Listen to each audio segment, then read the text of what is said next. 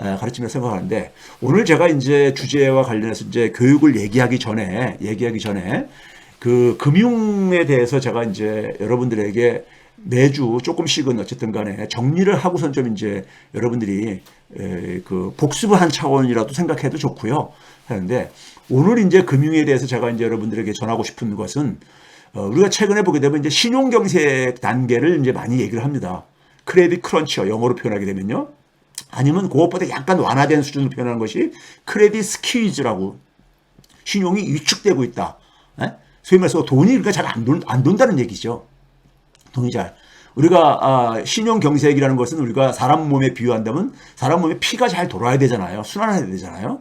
근데 피가 잘 안 도는 때 우리가 동맥 경화라든가 이런 있을 때 이제 우리가 이제 우리가 불행한 일이 발생할 수 있잖아요. 그럼 금융에서도 신용 경색은 굉장히 돈이 잘 안 도는 거기 때문에 여러 가지 문제를 일으킬 수 있죠. 근데 저는 신용 경색은 사실 이미 알려진 리스크라고 봅니다. 알려진 리스크는 대비를 할 수 있어요. 알려진 리스크. 물론 이제 알려진 리스크를 대비를 못하는 경우도 있습니다. 안 하는 경우도 있고요.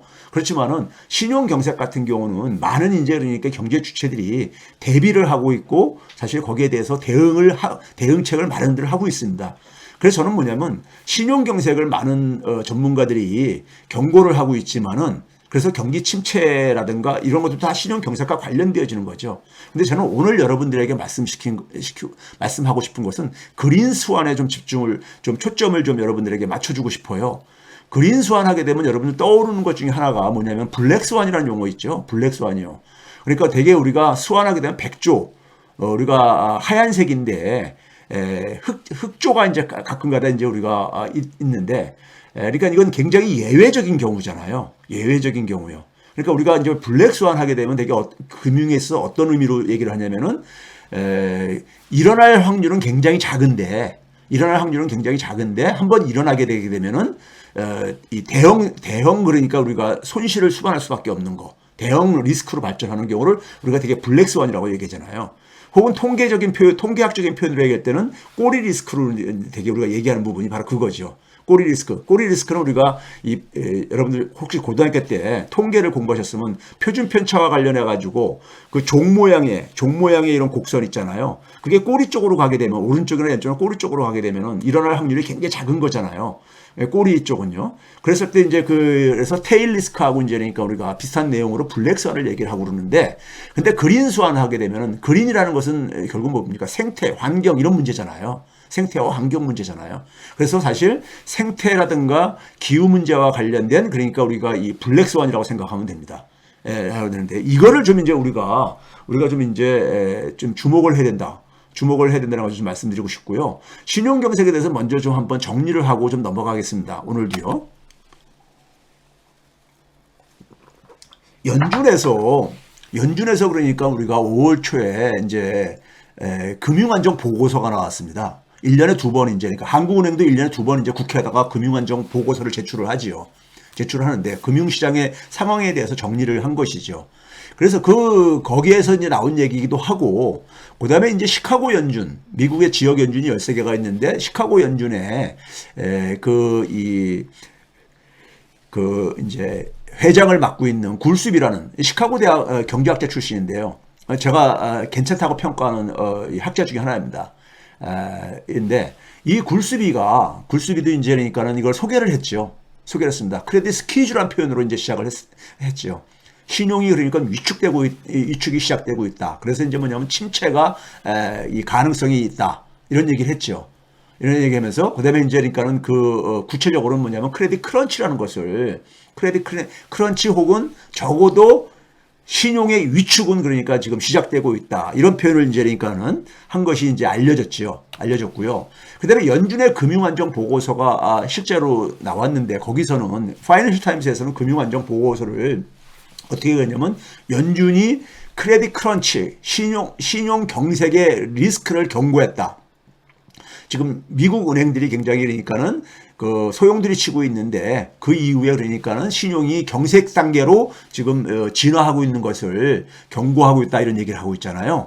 이런 얘기하고 있는데 이 내용을 보게 되면요. 제가 대충 정리를 했지만은 은행들이 그러니까 지금 이제 대출의 부실이 주로 상업용 부동산과 관련해서 지난주에 소개했던 거죠. 마지막 단계가 될 수가 있다 해가지고 대출이 부실화되지고 그랬을 경우에 손실이 발생하고 손실로 이제 그러니까는 은행의 손실로 이제 이게 그러니까는 나타날 수밖에 없고 그렇게 되게 되면 은행의 신용 등급이 은행이 취약해지는 거니까요. 예금 인출이 더 가속화가 붙을 수 있고 그러면 이제 결국 은행은 자금 압박에 이제 그러니까는 시달리니까는 대출을 그러니까 굉장히 억제할 수밖에 없다.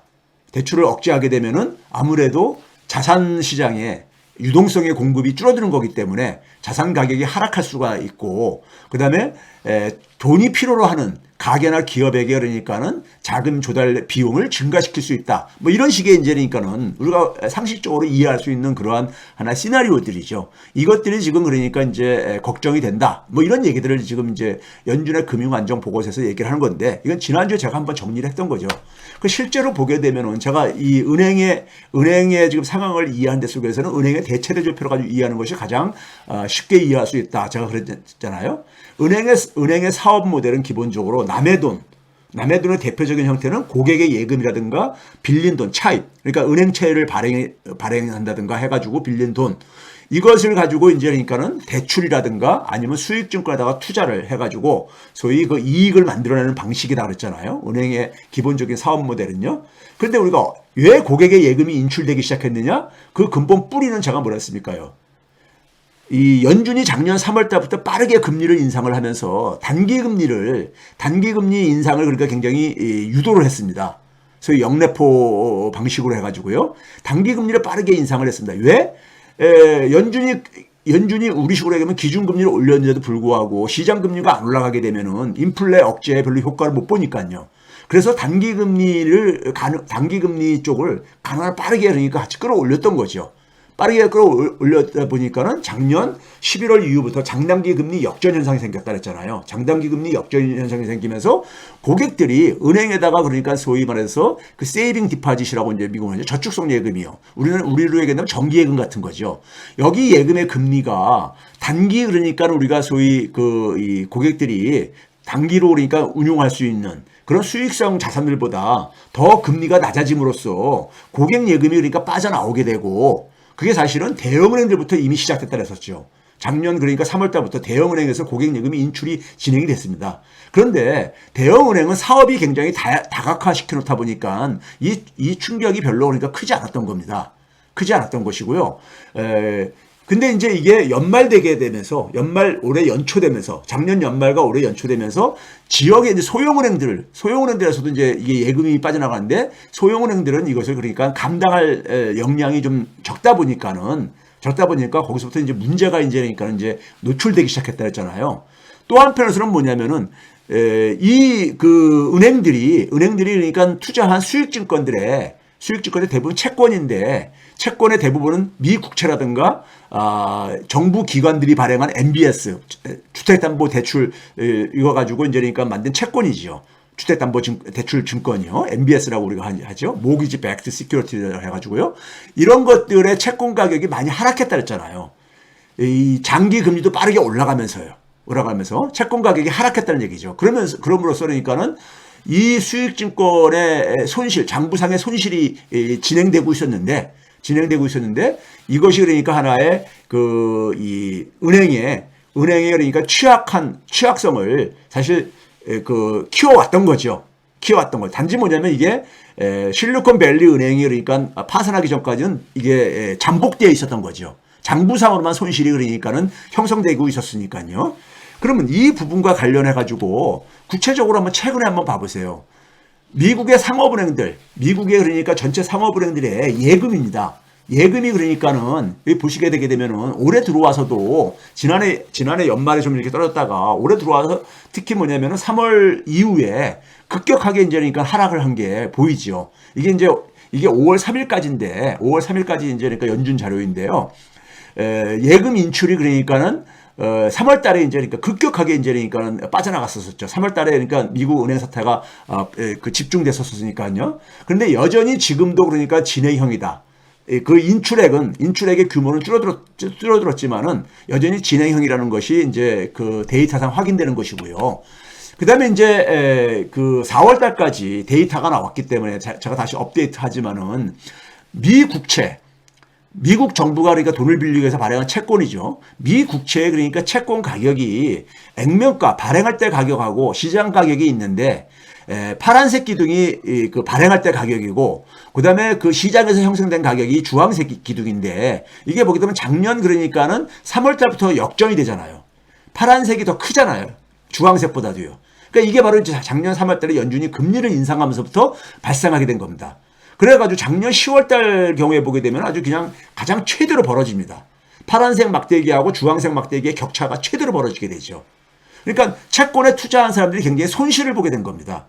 근데 여전히 지금 4월 달까지도 보게 되면 여전히 손실액이 좀 그 차액이 그러니까 액면 가격하고 시장 가격하고 차이가 줄어들긴 했지만은 작년 10월, 11월 이때보다 좀 줄어들긴 했지만은 여전히 차액이 존재하고 있다는 점에서는 장부상에 그러니까는 소위 손실은 여전히 지속되고 있다는 얘기인 겁니다. 이건 그러니까 우리가 주택담보증권도 마찬가지죠. MBS도 보게 되면 재작년 그러니까 연말에 대비해가지고 그때가 그러니까 한 147 정도까지 가격지수가 이게 물론 2014년도를 100으로 나설 때 이게 저겁니다. 가격지수인데 147 정도에서 그러다가 최근에 좀 회복이 됐어도 135 정도니까는 여전히 그러니까는 이 MBS 채권도 그러니까 여전히 그러니까는 손실을 그러니까는 지금 기록 중이다. 그러니까 은행들이 그러니까 투자한 미 국채라든가 MBS에서 장부상 손실은 여전히 잠복되어져 있는 겁니다. 이거를 매각하는 순간에 그러니까 손실이 이제 노출되어지는 것이죠. 손실로 이제 실현되어지는 것이죠. 그래서 이제 이런 문제가 여전히 이제 그러니까는 진행 중이라는 것을 여러분들이 그 계속해서 데이터를 그러니까 팔로우업을 해야 된다는 얘기입니다. 데이터를 지켜봐야 된다는 얘기죠. 그래서 실리콘밸리 은행은 어떻게 됐다 했었어요?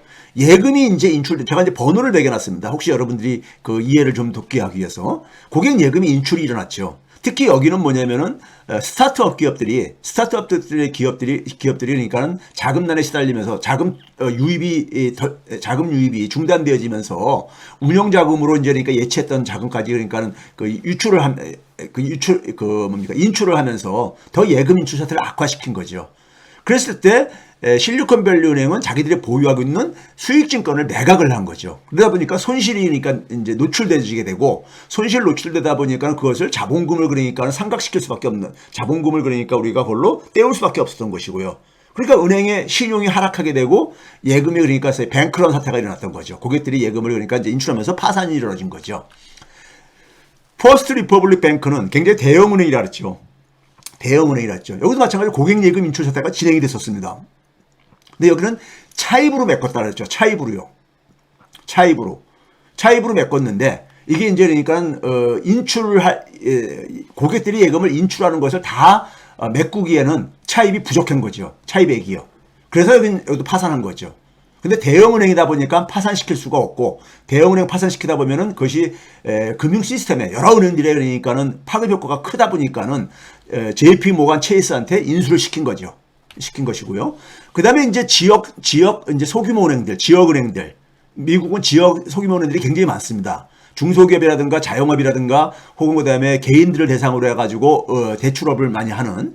근데 팩웨스트 대표적인 팩웨스트 방코프가 이제 그러니까는 그 주로 화제가 많이 됐었죠. 여기도 이제 고객 예금 인출 사태가 일어났기 때문에 여기는 차입을 충분히 했습니다. 차입을 충분히 했다는 것이 퍼스트 리퍼블릭 뱅크보다 많이 차입을 했다는 게 아니라 여기는 은행 사이즈가 작다 보니까 한 100억 달러 넘게 했어도 여기는 예금 인출액이 한 50억 달러 대뿐이 안 됩니다. 60억 달러가 안 됐었어요. 그러니까는 그 차입을 한 100억 달러 이상을 조금 했는데 충분했던 거죠. 근데 그 퍼스트 리퍼블릭 은행 같은 경우는 뱅크 같은 경우는 빠져나간 돈이 1020억 달러를 빠져나갔거든요. 그래서 차입을 그러니까 한 900억 달러, 920억 달러 했음에도 불구하고 여전히 그러니까는 100억 달러 정도가 부족해가지고 파산했다면은 여기는 그러니까는 한 인출된 게 한 57억 달러가 제가 기억을 하는데 그 정도만 인출되다 보니까는 한 100억 달러 차입한 걸로 충분히 됐었던 겁니다. 문제는 그 차입에 따른 그러니까는 이자 비용이 그러니까는 급증을 한 거죠. 이 은행이 그러니까 벌어들이는 이자 소득보다 이자 비용 지출된 게 더 많다 보니까는 손실이 기록된 거죠. 1분기에요. 1분기 장부를 딱 공개해 보니까는 손실이 드러난 거예요. 돈을 못 본 거죠, 은행이요. 그러니까 주식을 보유하고 있는 투자자들이 그러니까 주식을 던진 거죠. 그래서 주가가 폭락한 거죠. 최근에도 그러니까 지난주에도 그러니까 여전히 그러니까는 불안한 모습을 보여주고 있죠. 불안한 모습을 보여주고 있고. 그럼 미국 국내 상업은행의 차입액 추이를 좀 보자 이거예요. 이게 1월 달부터 그러니까 5월 3일까지입니다. 연준 자료인데요. 2월 달 이후에 3월 달에 그냥 그러니까 차입액이 크게 증가하잖아요. 그렇죠? 1조 한 593억에 있다가 그러니까는 1조 한 300억 달러로 1조 4,300억 달러로 확 증가하잖아요. 그리고 나서도 4월 달에도 미세하지만은 여전히 그러니까는 이 증가가 지속되고 있다. 차입액이. 그 얘기는 결국 뭐냐면 미국의 은행들에서 예금 인출액을 지역은행들 같은 경우들은 이 차입액으로 그러니까 여전히 그러니까 메꾸고 있다는 것을 이제 의미하는 거겠죠. 은행들이 그러니까는 차입으로 이걸 대응을 하고 있다는 것을 여전히 보여주고 있고 여전히 그러니까는 이게 완전히 해소가 되지 않았다는 걸 보여주고 있는 거죠. 차입액이 안 줄어들고 있으니까요. 그 다음에 이제 우리가 지난주에 마지막 부분으로 우리가 얘기한 것이 그럼 은행의 구조상 마지막 남아있는 부분이 뭐냐? 대출된 것이 부실화되는 경우죠. 수익증권은 가격이 하락을 했다 그랬었어요. 그렇기 때문에 매각하는 순간에 손실이 그러니까는 드러난다고 했었습니다. 그렇죠? 근데 대출해준 돈이 이제 그러니까 우리가 제대로 회수가 안 됐을 경우에 그 대표적인 것이 상업용 부동산이라고 했잖아요. 상업용 부동산, 소위 말해서 사무실이라든가 상가 이런 것들이 그러니까 우리가 소위 이 공실률이 굉장히 높아지면서 임대 사업자들이 그러니까는 수익이 그러니까는 타격을 입다 보니까는 은행에 대출 받은 것을 제대로 상환을 못하게 되면서 은행들이 그러니까 그만큼 손실을 보게 되는 거죠. 그 결과 자본금이 상각으로 이어질 수 있는 이런 문제를 지금 그러니까 이런 상황이다 보니까는 이런 압박을 받고 있다 보니까 은행들이 대출을 굉장히 조심하게 한다는 얘기죠. 대출을 꺼리고 대출을 그러니까는 연장도 안 해주고 그게 이제 소위 말해서 신용 위축 내지는 신용 경색으로 지금 얘기를 하고 있는 겁니다. 크레딧 스퀴즈, 크레딧 크런치 이런 얘기가 이제 그러니까 연준에서도 이제 금융안정 연준에서도 인정할 정도로 지금 그런 상황이라는 얘기죠. 대출을 억제하고 대출 연장을 기피하는 이런 식으로 은행들이 지금 대응을 하고 있다는 얘기인 거죠. 이 부분까지가 지금 최근의 지금 상황인데 그 구조적인 요인들은 여전히 그러니까 완전히 해소가 안 돼주고 있다. 하는 것이고요. 제가 그래서 이 부분과 관련해서 게시판에다가 미국의 그러니까 은행들이라든가 금융회사들이 이런 신용 경색 상황으로 만약에 진행이 될 경우에는 결국은 자금을 그러니까는 확보하려고 경쟁적으로 자금 확보를 경쟁적으로 나설 수밖에 없습니다. 그러니까 유동성을 확보하는 거죠. 유동성을요.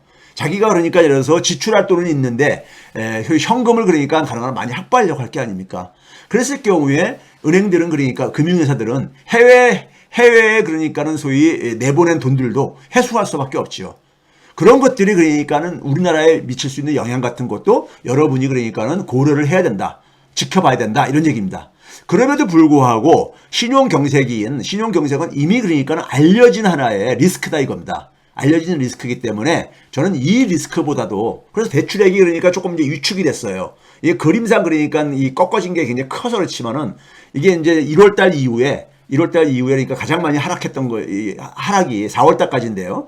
줄어들고 있다는 것은 그한데 대출액이 위축되고 있는 건 여전히 그러니까는 확인되고 있다는 것을 여러분들에게 이제 소개하는 것이고요. 그런 점에서 신용 위축 내지 신용 경색은 연준의 그러니까 지금 자금 시장의 상황이 신용 위축, 크레딧 스퀴즈, 신용 경색, 크레딧 크런치 이 상황은 여전히 그러니까는 그 유효한 하나의 진단이고 그것을 우리는 계속해서 지켜봐야 된다는 얘기인 겁니다. 그런데 제가 오늘 말씀드리고 싶은 것은 그린 스완입니다. 그린 스완, 녹색 스완이죠. 우리가 녹색깔을 띠는 그러니까 이걸 백조라고 얘기해야 됩니까? 이게 지금 뭐라고 얘기해야 됩니까? 백조는 하얀색인데 그렇죠? 그러니까 우리가 블랙 스완을 우리가 얘기했듯이 이번엔 그린 스완인 겁니다. 만약에 이 그린 스완은 또 하나의 그러니까 제가 그 만든 하나의 용어 중에 하나가 새로운 처음형 충격이라고 얘기를 하잖아요. 새로운 처음형 충격은 뭐라 그랬죠? 그러니까 처음도 새로운 것인데 앞에다 수식어 새로움을 강조를 한 이유는 뭐냐면요. 우리가 그러니까는 기존에 그러니까 우리가 축적한 지식이라든가 지혜를 가지고 우리가 예측할 수 없는 사건들, 예측할 수 없는 사건이 그러니까 예측할 수 없는 어떤 리스크 사건들 이런 것들을 가지고 제가 새로운 처음형 충격이라 했잖아요. 예? 근데 그 사건이 터지게 되게 되면 굉장히 오늘날 세상은 모든 게 다 연결돼 있다 보니까는 이 피해 충격도 굉장히 크게 나타날 수밖에 없는 리스크가 그러니까 굉장히 크게 나타날 수밖에 없는 그런 것을 제가 새로운 처음형 충격이라 했잖아요. 물론 거기다 플러스 뭐냐면 우리가 인지를 하고 있음에도 불구하고 대응을 하지 못하는 거, 대응을 하지 못해가지고 생기는 어떤 충격 같은 거. 대표적인 게 기후변화죠. 기후변화는 이제 우리가 지난 80년대부터 굉장히 그러니까 우리가 갈수록 그러니까는 이 사건이, 소위 말해서, 이 기후변화로 인한 그 어떤 하나의 그러니까 우리가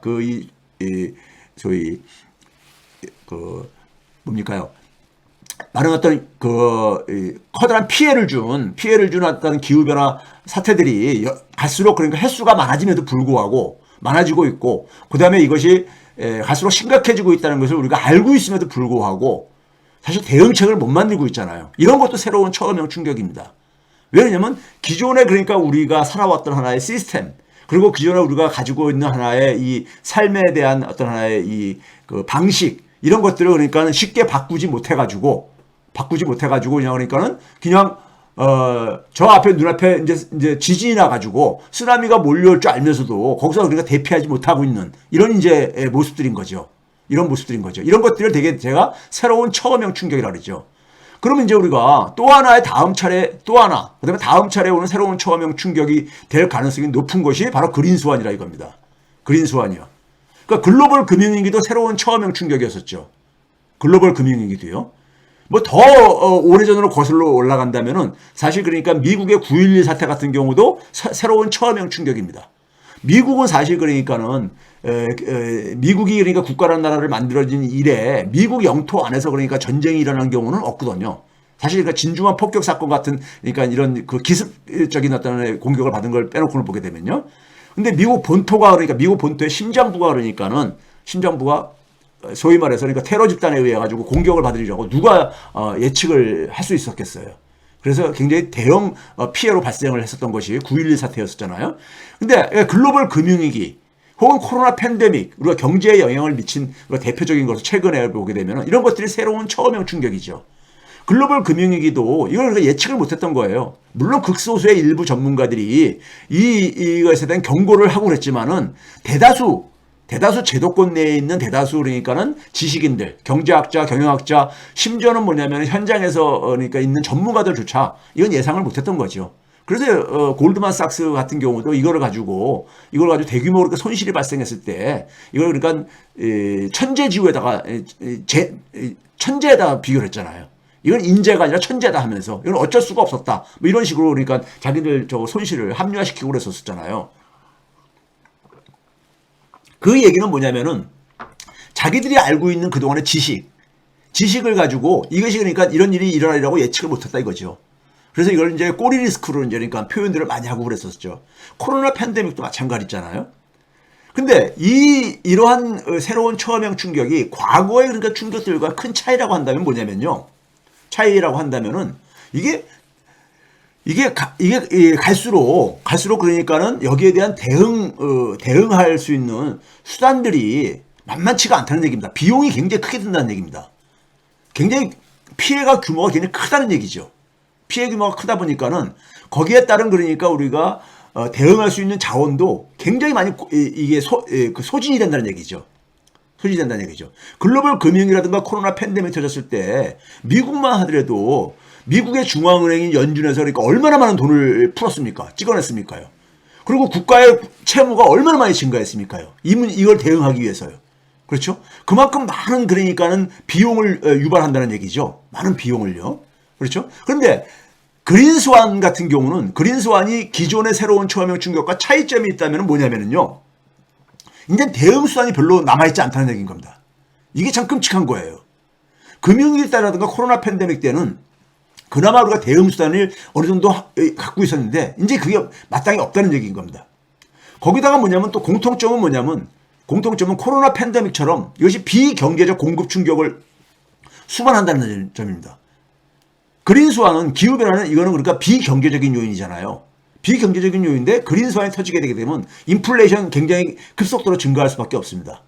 지금 뭐 올해 이미 그러니까는 설탕 가격이 굉장히 지금 설탕 가격이 지금 이상한 좀 이제 약간 불안한 흐름을 보이고 있고 사실 그 올해 그러니까 이래서 이 사탕수수 농사에 굉장히 타격을 사탕수수 수확이 굉장히 타격을 입을 수 있다 이런 얘기 나오면서 설탕 가격 상승 뭐 이런 얘기 나오잖아요. 그렇죠? 그런 점에서 이제 이것도 이제 비경제적 충격이라는 얘기입니다. 비경제적 공급 충격. 우리가 비경제적 공급 충격을 코로나 팬데믹에서 우리가 겪어봤잖아요. 이게 얼마나 그러니까 다루기가 힘든 하나의 인플레이션인지를요. 지금 겪고 있는 거잖아요. 그런 점에서 과거에 그러니까 우리가 겪었던 새로운 처음형 충격하고 또 다를 뿐만 아니라 더 그러니까는 이게 이 상황이 안 좋다는 얘기인 겁니다. 왜? 대응 수단이 별로 없다는 얘기입니다. 대응할 수 있는 자원이 별로 안 남아 있다는 얘기입니다. 예? 그 이유는 뭐냐면요. 이게 이제 그러니까는 국제결제은행에서 한 2년 전부터 계속해서 그린스완을 경고를 해왔습니다. 그린스완을요. 근데 지금 이제 뭐냐면 지난해 이 양반이 누구냐면 그 브라질 중앙은행에 그러니까 부총재를 했었고 그 루이즈 이 발음이 제가 맞는지 모르겠는데 페레이리아 다실바라는 이름 많이 쓰죠. 룰라도 이제 그러니까 다실바인가 들어가 있는 걸로 알고 있는데 이름에. 근데 하여간 지금 이제 그 국제결제은행의 사무부총장인가를 지금 맡고 있는 거예요. 데퓨티 제너럴 매니저라는 것이 이제 그런 직책을 제가 알고 있는데 국제결제은행에서 한 2년 전부터 계속 그린스완을 경고했는데 작년 이제 가을부터 뭐냐면 이제 이게 티핑 포인트에 지금 이제 진입하고 있다. 임계점에 진입하고 있다 이거죠. 네? 그래서 글로벌 금융에 그러니까 굉장히 티핑 포인트가 될 가능성이 있다. 이건 지금 이제 그러니까는 이 금융 전문가들은 좀 이제 그러니까는 우리가 그 거시적인 맥락을 지켜보는 사람들은 모두가 대부분이 다 동의하는 얘기일 겁니다. 그런데 이제 실제로 현실 세계 속에서는 많은 지식인들이라든가 그다음에 정책 당국자들이 사실 이 문제를 그러니까 외면을 하고 있습니다. 외면을 하고 있어요. 왜? 이거에 대해서 그러니까 대응할 수 있는 수단이라든가 대응할 수 있는 그러니까 가능성도 별로 안 보이기 때문에 정책 이 대응 저것도요. 예를 들어서 우리가 이게 이제 보게 되면 왼쪽이 뭐냐면 국가 채무 비중입니다. 미국, 유로존, 중국, 일본 소위 말해서 세계 4대 중앙은행을 얘기할 때 우리가 얘기하는 저건데 뭐 일본은 그렇다 치고요. 미국도 그러니까 지금 이 미국에 그러니까 우리가 이 국가 채무가 순 채무가 112%나 되고 113%나 여전히 되고 있고 오른쪽은 뭐냐면 중앙은행들의 그러니까는 돈을 얼마나 찍어냈는가를 보여주는 것입니다. 금융위기 이후에 그러니까는 확 증가했다가 코로나 팬데믹에 또 한 번 증가해가지고 이제는 GDP 대비 최소한 32%가 넘는 이런 상황입니다. 30%가 넘는 수준인 거예요. 30%를 제가 뭐라 했었습니까? 일본이 양적 완화를 했을 때 해고 나서 그러니까 이후에 이 규모라 그랬잖아요. 그러니까 돈 찍어가지고 지금 그러니까는 돈 찍어가지고 정부에 그러니까 자금 지원을 해준 거잖아요. 국채를 매입하고 자산시장 붕괴되는 걸 막기 위해서 MBS 증권을 사들이고 막 이렇게 한 거잖아요. 그게 지금 그러니까 후유증을 겪고 있는 거잖아요. 이 인플레이션 이후에 채권 가격들이 폭락하면서요. 그렇죠? 그러니까 지금 뭐냐면은 과거 금융위기 전에는 미국의 국가 채무가 GDP 대비 한 60%뿐이 안 됐었어요. 근데 그 지금은 이제 2배 수준으로 가버렸다는 얘기고 지금 그 당시에 그러니까 미국의 연준은 그 연준의 자산 그러니까 찍어낸 돈의 규모가 한 9천억 달러가 채 안 됐었어요. 근데 지금은 뭐냐면 8조 5천억 달러 여전히 그러니까 그때보다 그러니까 지금 9배가 더 넘는 거죠. 10배에 거의 가까운 이런 돈을 그러니까 찍어낸 거예요. 그동안에요. 그러니까 지금 이제 그러니까 여력이 별로 없어요. 더군다나 뭐냐면은 이 그 경제적인 취약계층들 사회적인 취약계층들은 정부 재정에 굉장히 의존할 수밖에 없는데 정부가 재정 여력이 없는 거예요. 재정 여력이 없는 겁니다. 예? 그러니까 유럽도 마찬가지고요. 유럽도 마찬가지. 일본은 뭐 말할 나위도 없고요. 그런 점에서 그린 스완이 터지게 되게 되면은 그린 스완이 올었을 때 어떻게 이거를 그러니까 그다음에 대응할 거냐 이거예요. 예?